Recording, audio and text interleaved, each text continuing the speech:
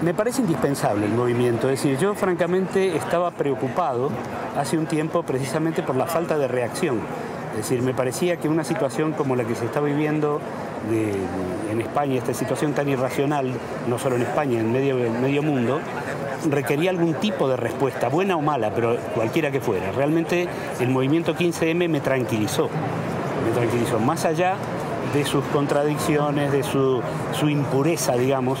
Yo creo que es un movimiento indispensable y positivo siempre que no se le pida más de lo que se le puede pedir.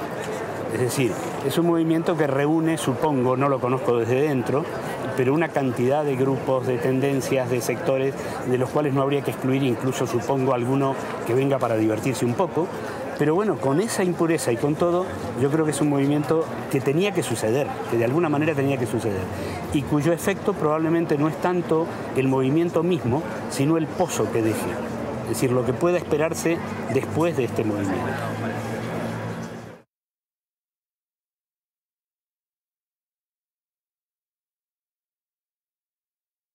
Yo con la edad que tengo, la verdad es que no me animaría a decir qué tiene que hacer un movimiento como este. No me atrevería. Con todo, en plan así audaz, soltaría algunas cosas. Por ejemplo, desde mi punto de vista, insisto, muy parcial, creo que ya la acampada en Puerta del Sol no tiene sentido. Sé que es un tema muy discutido, que bueno, eso se puede pensar. Creo que no tiene sentido y eso por dos razones. Primero, porque como presión ya no sirve. Yo oí por ahí una opinión de alguno que decía, nos quedaremos aquí hasta que se haga la revolución. Pues no se va a hacer la revolución quedándose ahí, no se va a hacer. Y en ese sentido sirvió como manera de despertar, de hacer pensar a la gente, de montar un poco una inquietud que antes no existía. Pero si se pretende que sea un grupo de presión para lograr objetivos, creo que no lo logra. Y en segundo lugar, otro aspecto que también desde mi punto de vista externo y de persona vieja puede ser útil, yo creo que es muy importante cuidar la repercusión pública de esto, es decir, es un movimiento que tiene que caer bien a la gente, incluso a aquella gente que no está demasiado concienciada, que no... Es decir, en cuanto esto resulte una molestia para la gente y la gente empiece a sentirse inquieta, se pierde buena parte de la fuerza que puede tener este movimiento.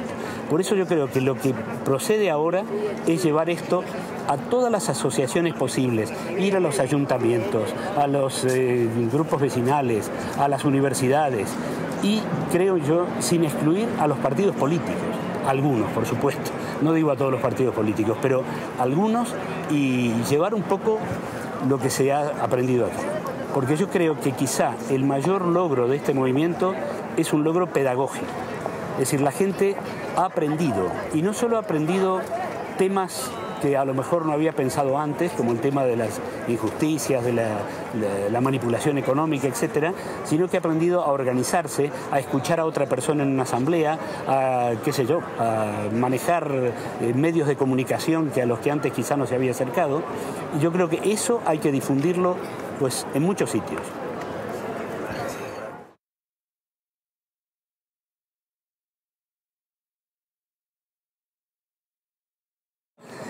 Yo estoy profundamente indignado, te diría.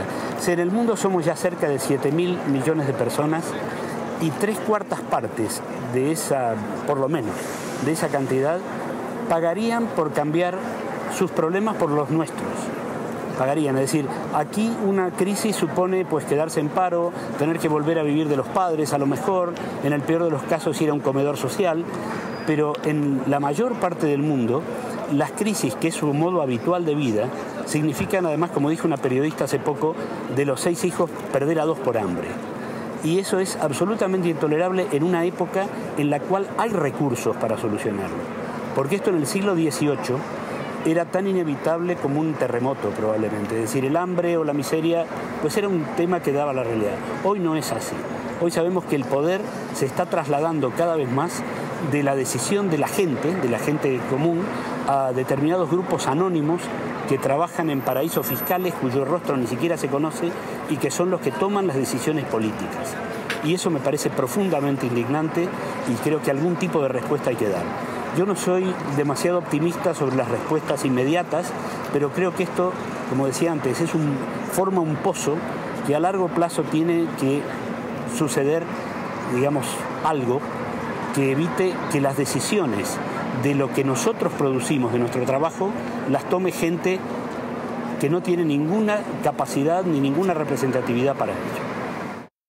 Solo me considero un indignado más, que tampoco tengo claro exactamente qué es lo que habría que hacer, pero que me parecería mucho peor la resignación y la pasividad.